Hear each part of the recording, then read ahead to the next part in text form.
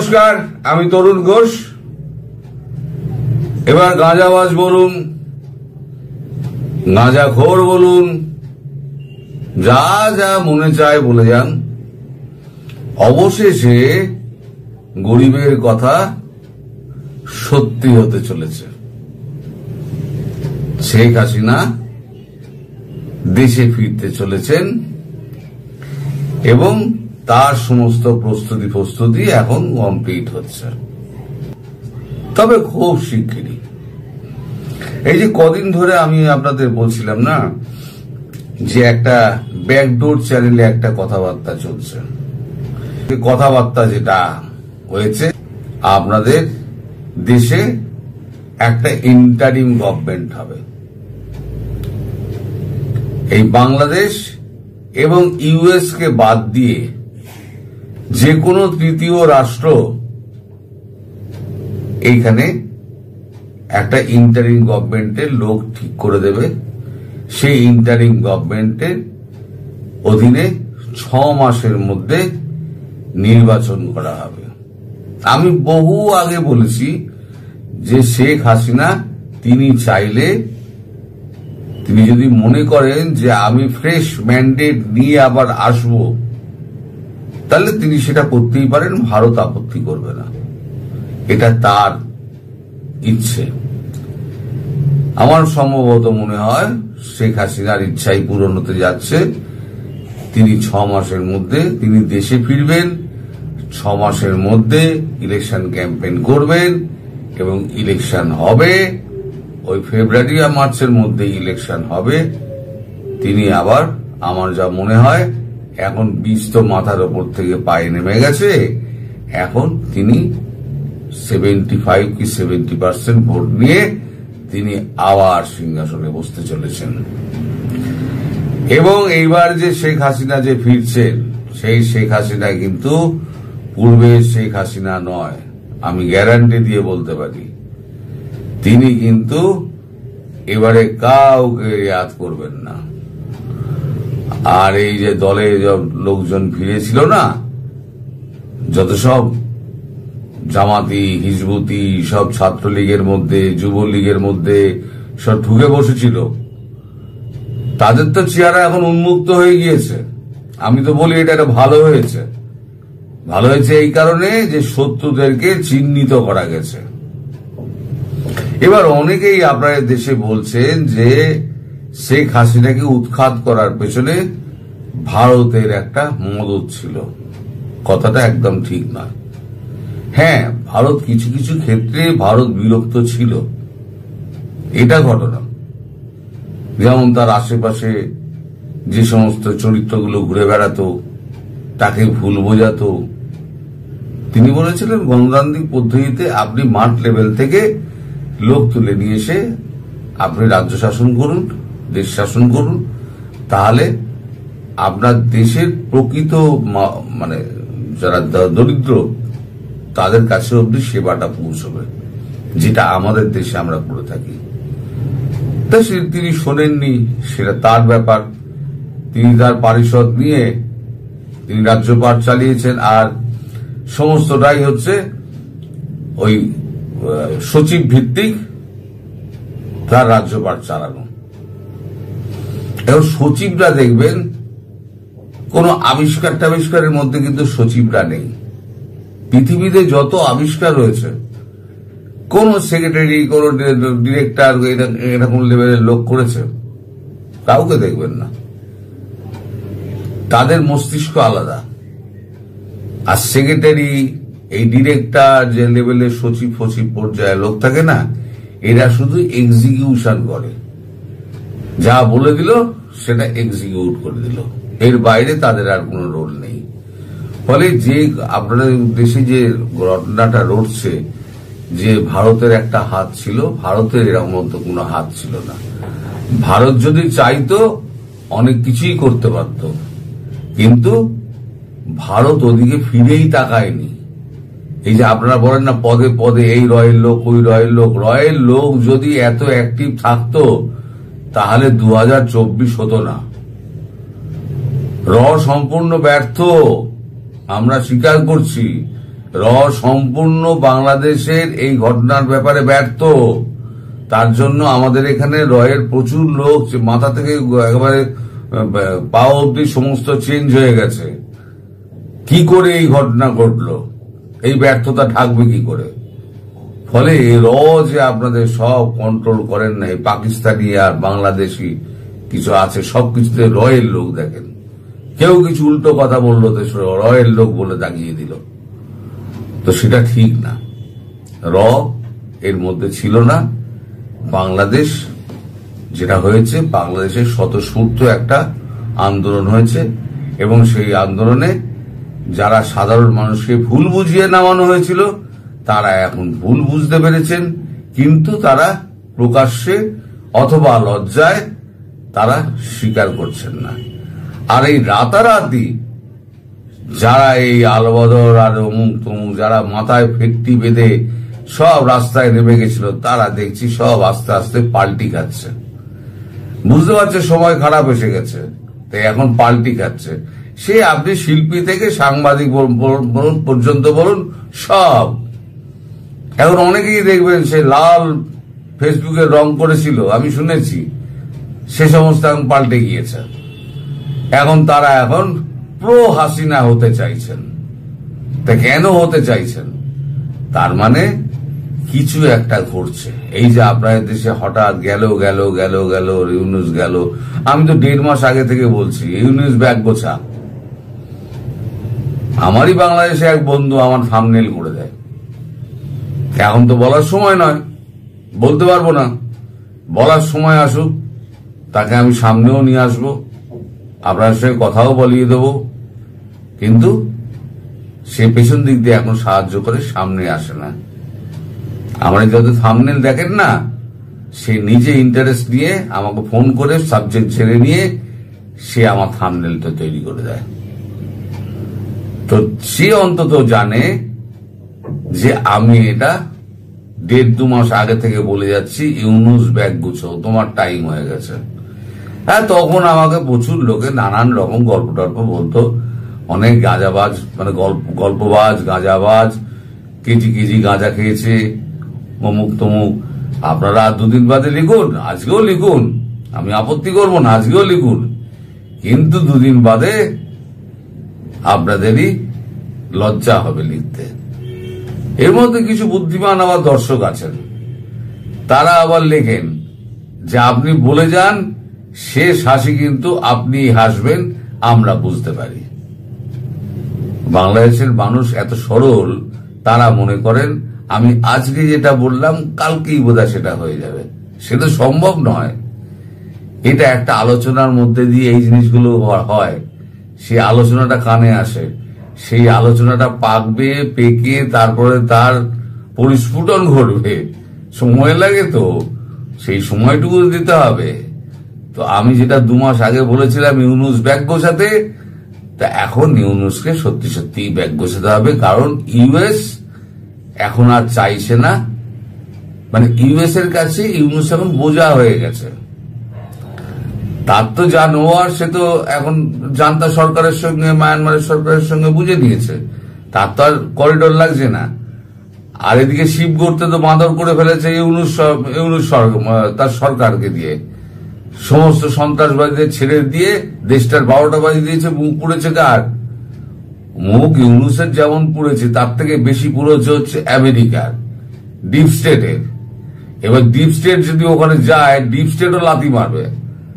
এখন শোনা যাচ্ছে তিনি হয়তো ওই টিউনিসিয়া এই সমস্ত কোনো জায়গায় গিয়ে, হয়তো আয়ারল্যান্ড, টিউনিসিয়া, এই সমস্ত জায়গায় গিয়ে হয়তো উনি মানে আশ্রয় নিতে পারেন। পাকিস্তানে যাবেন না, নিশ্চিন্তে থাকুন। এত পাকিস্তান প্রেম তো, এই যে আপনাদের বাংলাদেশি যত জিহাদি আছে, কেউ পাকিস্তানে যাবে না। এখন বঙ্গোপসাগরে ঝাঁপ দেওয়া ছাড়া তাদের আর কোনো উপায় নেই, কারণ শেখ হাসিনা বলে দিয়েছেন এবারে আমি কাউকে ছাড়বো না, কাউকে ছাড়বো না, এবং না ছাড়াই উচিত। এই যারা এই চক্রান্তের সঙ্গে জড়িত তাদেরকে ব্যবস্থা করা। আর একটা কথা, সেটা হচ্ছে এটা হবে কি করে? এটা হবে এই করে যে আপনাদের যে সেনাপ্রধান, সেই সেনাপ্রধানকে ইউনাইটেড স্টেটস অফ আমেরিকা তাদের প্রতিনিধি মাধ্যম একটা বার্তা পাঠিয়ে দিয়েছে, সব ঠিকঠাক করো, সব ঠিকঠাক করো, শেখ হাসিনা ফিরছেন। ঠিকঠাক যদি না হয় তাহলে কপালে কিন্তু ওয়াকারের দুঃখ আছে। এমনি ওয়াকারের কপালে খুব দুঃখ আছে, জানি না শেখ হাসিনা হাতে পড়লে কি হবে, কিন্তু আমেরিকার কথা না শুনলে ওয়াকারের উপায় নেই। তাই আজকে আমি খবর পেয়েছি সকাল সকাল নাকি দরবার ডাকা হয়েছে। দরবার ডেকে তিনি বিশ্লেষণ করবেন সামগ্রিক পরিস্থিতি, এবং সেখানে 3 বাহিনীর প্রধান আছেন, তারা এখন সলাহ পরামর্শ করে তারা এখন যা ব্যবস্থা করার ব্যবস্থা করবেন, এবং ব্যবস্থার উপরে নজর রাখবে ভারত।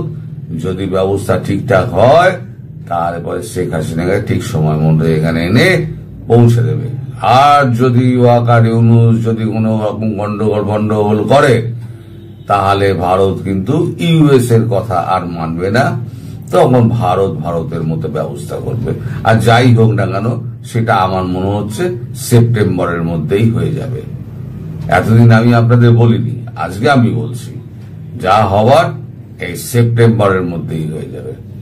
আপনারা এখন অপেক্ষা করতে থাকুন আর চা মুড়ি নিয়ে খবর দেখতে থাকুন। ভারতীয় চ্যানেল দেখবেন, আপনাদের চ্যানেল দেখবেন না, সব ভুলভাল খবর বলে বেড়ায়। এরা কোনোটা সত্যি বলে না, শুধু ভারতের নিন্দা করছে। পাকিস্তানের সৈন্য ভারতে ঢুকে গেছিল, ভারতীয় সৈন্য ফ্ল্যাগ উড়িয়ে পালিয়ে যাচ্ছে, এই সমস্ত অনেক তো গল্প ছাপা হয়েছে, বলা হয়েছে আপনাদের মিডিয়াতে। বাস্তবিক কি তাই হয়েছে? এখন তো সব খবর পাচ্ছেন। ঠেঙিয়ে বিষ জেলে দিয়েছে, আবার ঠেঙা, সমস্যাটা মিটে যাবে। শেখ হাসিনার এক সমস্যা যেটা আছে, বাংলাদেশের সমস্যা, এটা মিটে যাবে, ঠেঙানি শুরু হয়ে যাবে, দেখে নেবেন। ইউনূস সরকার বরাবরই চেয়েছে ভারতে আশ্রিত শেখ হাসিনা চুপ থাকুন, কিন্তু আমরা দেখেছি ইউনূস সরকার, বিশেষ করে বললে ইউনূস স্বয়ং এবং তার কতিপয় উপদেষ্টা এবং কতিপয় নেতাই শেখ হাসিনাকে এবং আওয়ামী লীগকে বাংলাদেশে উঠতে বসতে স্মরণ করছে। তারা নিন্দামন্দ করছে, ক্ষোভ প্রকাশ করছে। এতে দুটো কাজ হয়েছে এবং হচ্ছে।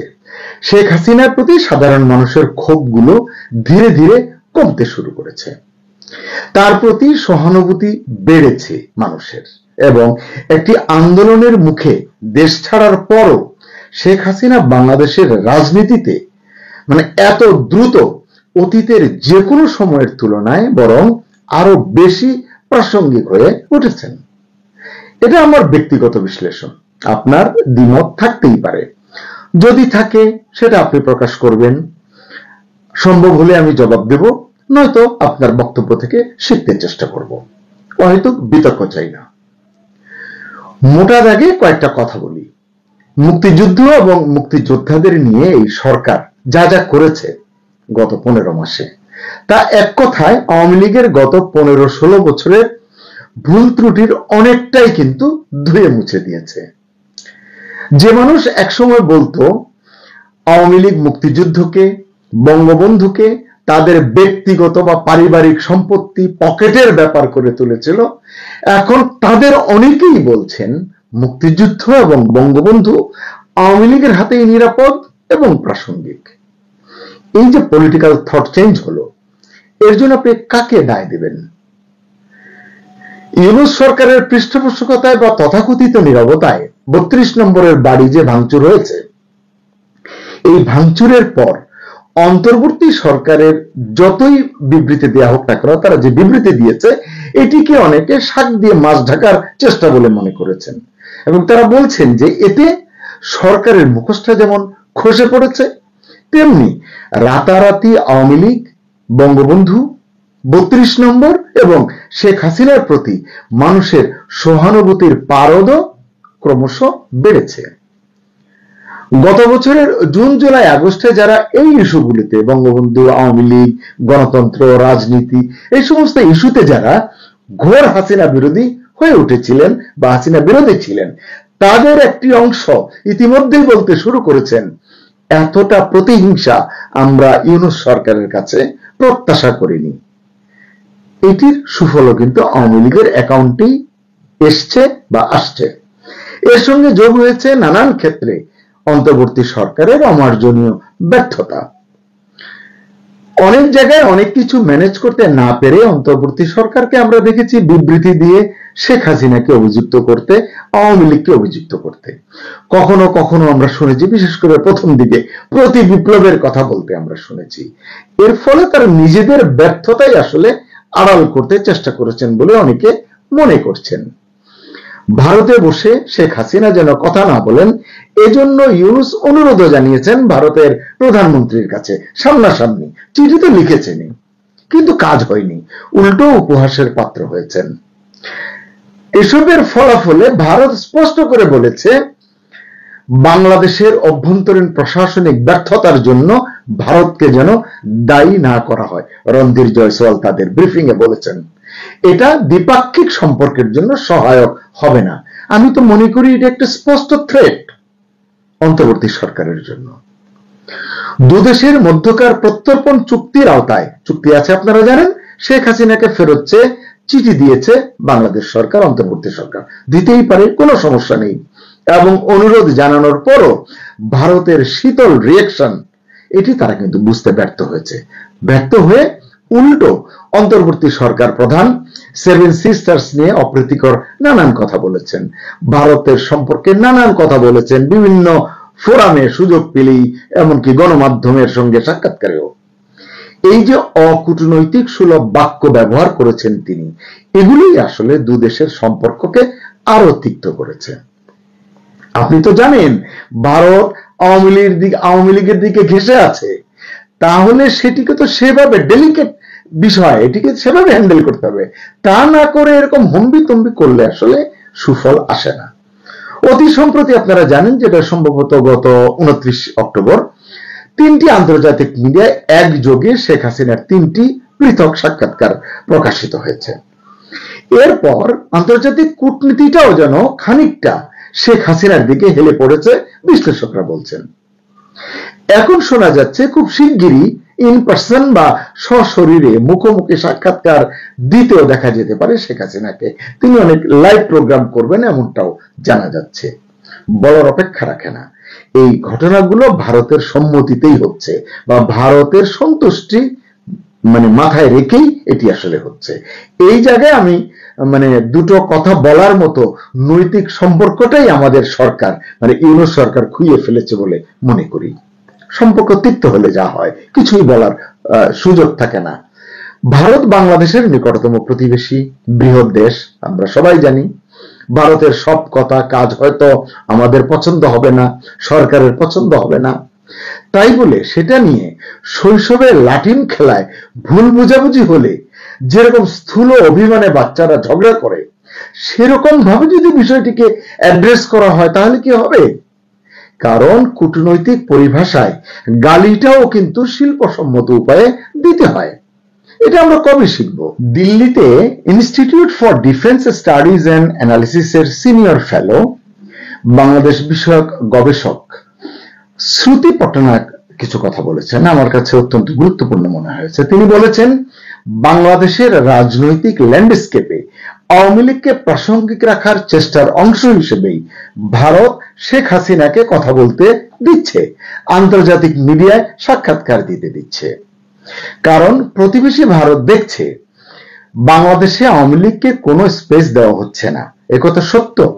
আমরা বারবার বলেছি, আওয়ামী লীগের যারা প্রকৃত অপরাধী, যারা প্রকৃত দোষী, তাদেরকে আপনারা ধরুন, চিহ্নিত করুন, বিচার করুন, শাস্তি দিন। কিন্তু গড়ে হরিবোল পুরো আওয়ামী লীগকে যেভাবে ধ্বংস করবার জন্য উঠে পড়ে লেগেছে এই সরকার, এটি গণতান্ত্রিক আচরণ হতে পারে না। এটিরই আসলে মূলত আমরা বিরোধিতা করি। এই যে রাজনৈতিক স্পেসের কথা বলা হচ্ছে, এটি নিয়ে আসলে আমি সবসময় কথা বলেছি। তিনি বলেছেন যে অথচ গণতন্ত্রের নামে বাংলাদেশে ঐক্যমত্য কমিশন সংস্কার নিয়ে কাজ করেছে। জুলাই সনদ চূড়ান্ত হওয়ার পথে, সামনে জাতীয় নির্বাচন হবে, যদি হয়, কোথাও আওয়ামী লীগের অংশগ্রহণের সুযোগ নেই।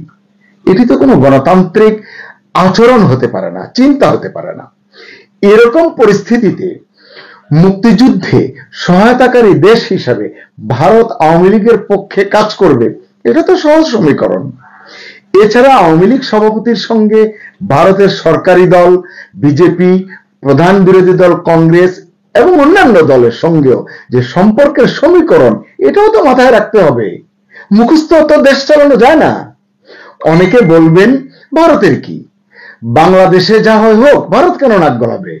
ঠিক, হয়তো গলাতো না, কিন্তু ভারত যখন দেখছে ৭১-এর মুক্তিযুদ্ধের বিরোধিতাকারী শক্তি, বহুল বিতর্কিত এবং নিন্দিত দল জামাত এখন বাংলাদেশের রাজনীতিতে গুরুত্বপূর্ণ হয়ে উঠেছে, অথচ মুক্তিযুদ্ধের সংগঠক দল আওয়ামী লীগের সেখানে সুই ফোটানোর সুযোগ নেই, তখন তো তার ভূমিকা, ভারত তার ভূমিকাকে আরো লাকসই এবং জুৎসই করার চেষ্টা করবে।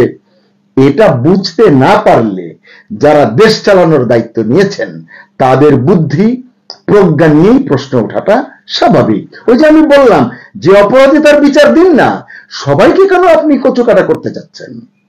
কারণ আন্তঃরাষ্ট্রীয় সম্পর্ক এবং আন্তর্জাতিক কূটনীতি তো আর মাইক্রোক্রেডিটের লেনদেন না রে ভাই। অনেক পণ্ডিত বলতে পারেন যে ভারত এরকম করলে তো ঢাকা দিল্লি দ্বিপাক্ষিক সম্পর্ক আরো বেশি উঠতে পারে। আমি পাল্টা প্রশ্ন করি, বিষের বাকি আছে কি? ভারত যেভাবে চিকেন নেকে হাত এবং পা বাড়িয়ে দিয়েছে, এছাড়া কখন কি করবে তাও আমরা ঠিক জানি না। এমন অবস্থায় অন্তর্বর্তী সরকার কি করবে তা তো বুঝতে পারছি না, কারণ সরকার তো চুপ করে আছে। মনে রাখতে হবে, সত্যিই যদি আমরা আরো বড় কোনো বিপদে পড়ি ভারতের দ্বারা, ভারত যদি আরো আগ্রাসী হয়, যুক্তরাষ্ট্র কিংবা জাতিসংঘ করা ছাড়া এখানে এসে বাংলাদেশের পাশে দাঁড়াবে না। তাই আমাদের রাজনীতি, আমাদের কূটনীতি আমাদেরই দেখতে হবে। প্রতিবেশীর সঙ্গে সম্মানজনক সম্পর্কটাও আমাদেরই ঠিক রাখার চেষ্টা করতে হবে। এখানে একটা টুইস্ট আছে যেটা ইউনূস সরকারের বোঝা দরকার। আন্তর্জাতিক সম্পর্ক বিশেষজ্ঞ অধ্যাপক বলদাস ঘোষাল একটি চমৎকার কথা বলেছেন, তা হলো শেখ হাসিনাকে দিয়েই পাল্টা আক্রমণ শানাচ্ছে ভারত। এটি কি সরকার, অন্তর্বর্তী সরকার বুঝতে পারছে? মিস্টার ঘোষাল বলছেন যে ভারতের পক্ষে আনুষ্ঠানিকভাবে বা প্রকাশ্যে যে কথাগুলো বলা সম্ভব নয় তার অনেক কথাই শেখ হাসিনার মুখ দিয়ে বলানো হচ্ছে। তিনি এটি মনে করছেন, আমি আবার এটি মনে করি না, এখানে অন্য রাজনীতিও থাকতে পারে। মিস্টার ঘোষাল বলেন, বাংলাদেশের সাম্প্রতিক কিছু ঘটনাকে দিল্লি ভারত বিরোধী পদক্ষেপ হিসেবে মনে করছে। বাংলাদেশে পাকিস্তানের সামরিক জেনারেল বা সামরিক কর্মকর্তাদের ঘন ঘন সফর হচ্ছে, আমরা দেখছি। আইএসআই এর অফিস খোলার সংবাদ আমরা পাচ্ছি, তারাও পাচ্ছে, এবং সেভেন সিস্টার্স নিয়ে ইউনূসের উস্কানিমূলক বক্তব্য আমরা শুনছি, তারা শুনছে, রাজনৈতিক নানান বয়ান তারা শুনছে, আমরা শুনছি। এইসব নিয়ে ভারত আসলে তাদের নিজেদের স্ট্যান্ডটা আসলে স্পষ্ট করতে চাইছে বলে আমার কাছে মনে হচ্ছে।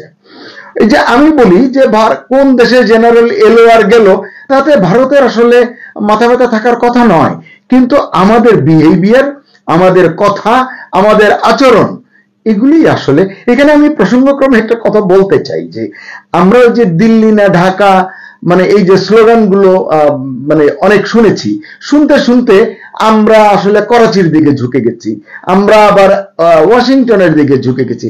এই প্রসঙ্গে মানে এই প্রোগ্রামের ফাঁকে আমি দেখছিলাম শরীফুজ্জামান শরীফ, মানে টকশোর একজন পরিচিত মুখ এবং একজন সাবেক ছাত্র নেতা, তার একটি পোস্ট তিনি আপনার দীপ্ত টেলিভিশন টকশোয় গিয়েছিলেন, তার একটি সামারি তার পোস্টে দিয়েছেন, আমি একটু পড়ে আপনাদের সঙ্গে শেয়ার করতে চাই। তিনি লিখেছেন, শেখ হাসিনার সরকার ফ্যাসিস্ট, তাকে পরাজিত করতে হবে। 10 বছর ধরে জুনায়েদ সাকি বা নুরুল হক নূরের এই বক্তব্য যাদের উজ্জীবিত করত, যারা হাততালি দিতেন, শেখ হাসিনার বিদায়ের পর এখন তারা ঝাড়ু মিছিল করে বলছে সাকি নাস্তিক, সাকিকে এই এলাকায় নির্বাচন করতে দেয়া যাবে না।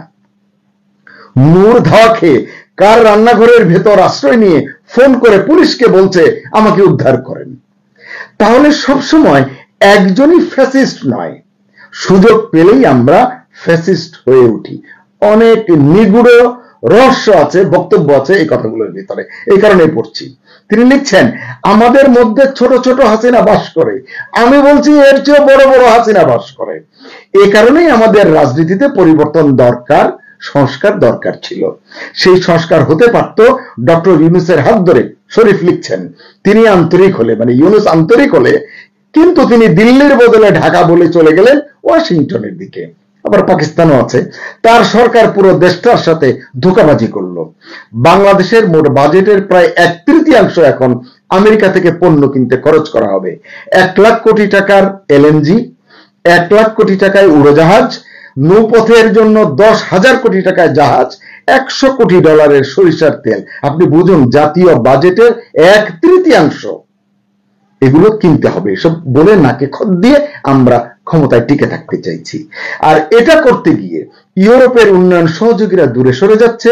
জাপানের মতো নীরবে যারা বড় উন্নয়ন প্রকল্প নিয়ে পাশে থাকতো তারা হাত গুটিয়ে নিচ্ছে। আমরা রাজনীতির জঞ্জাল সরানোর সুযোগ হাতছাড়া করলাম। শরীফ অনেক চমৎকার কথা বলেন, আমি তার কথা সুযোগ পেলেই শুনি, এবং টক শোতে যা বলেন তার সামারি ফেসবুকে দেন, সেটিও আমি পড়ি।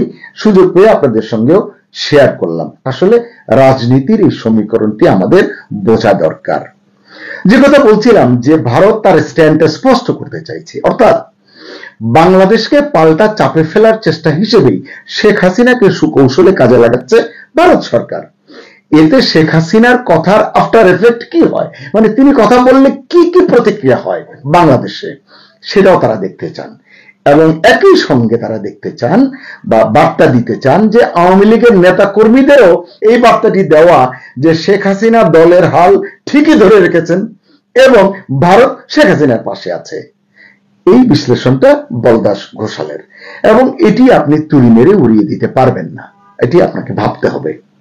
আবার লন্ডন ভিত্তিক লেখক এবং জিওপলিটিক্যাল অ্যানালিস্ট প্রিয়জিৎ দেব সরকার, তিনি বলেছেন শেখ হাসিনা ভারতে পা রাখার পরই তাকে কঠোর গোপনীয়তা এবং নিশ্ছিদ্র নিরাপত্তায় মুড়ে ফেলা হয়েছিল।